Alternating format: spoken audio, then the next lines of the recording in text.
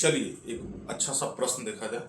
तो प्रश्न देखिए, प्रश्न में दिया है कि ए, बी और सी की आय का अनुपात 7, 9 और 12 के अनुपात में है तथा उनके व्यय का अनुपात 8, 9 और 15 के अनुपात में है।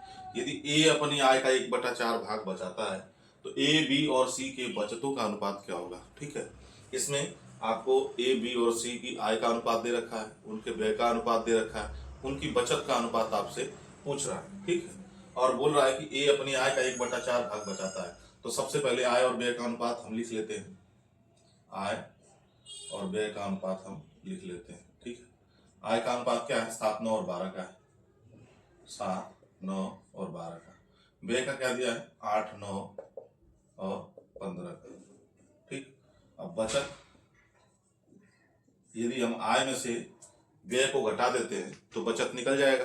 ठीक है, लेकिन क्या ये अनुपात बराबर है निकालने के लिए, बताइए बराबर है, नहीं बराबर है। तो चलिए बराबर किया जाए। तो ए का आपको लगाने के लिए हिंट दे रखा है कि ए अपनी आय का 1/4 भाग बचाता है, मतलब हम ए का बराबर करते हैं। तो ए का बराबर करने के लिए क्या करेंगे, इसका 8 से गुणा कर दीजिए इसमें, और इसमें क्या करेंगे, 7 से गुणा कर दीजिए। इस पूरे में होगा, ठीक है, और इसमें भी पूरे में होगा। अब क्या ये बराबर हो गया, अभी भी बराबर नहीं हुआ है। तो चलिए किया जाए।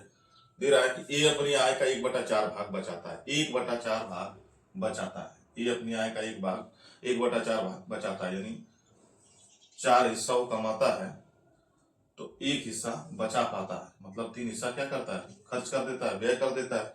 ठीक, तो अगर हम आय में 4 से और व्यय में 3 से मल्टीप्लाई कर दें तो ये क्या हो जाएगा, बराबर हो जाएगा। कर दीजिए। तो आय में किससे, 4 से, और व्यय में किससे, 3 से गुणा कर दीजिए। अब जो है ये कितना हो गया, 32 हो गया, और ये 21। पूरे में 32 से गुणा कीजिए और इस पूरे में 21 से गुणा कीजिए। ठीक है, अब जब आप 32 से 7 में गुणा करते हैं, 32 इंटू 7, 7 गुना 14, और 7 तरीके 21 और 3 24, 7 तरीके 21 और 1 22 हो गया ना। तो कितना हो गया, 224। और फिर आप क्या करेंगे, 21 से 8 में गुणा कर दीजिए, तो 8 एकम 8 और 8 दूना 16, यानी 168। जब आप 224 में से 168 घटाएंगे तो क्या हो जाएगा, 14 में से 8 गया 6, और ये क्या 11, 11 में से 6 गया 5, यानी 56 हो गया। तो पहला जो बचत का रेशियो आया ए का वो कितना है, 56 है।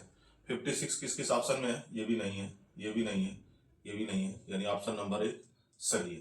ठीक है, ऑप्शन नंबर 1 आपका आंसर सही है, आपको पूरा लगाने की जरूरत नहीं है। ठीक है, आप चेक करना चाहें तो बारी बारी से सब में गुणा करके लगा सकते हैं।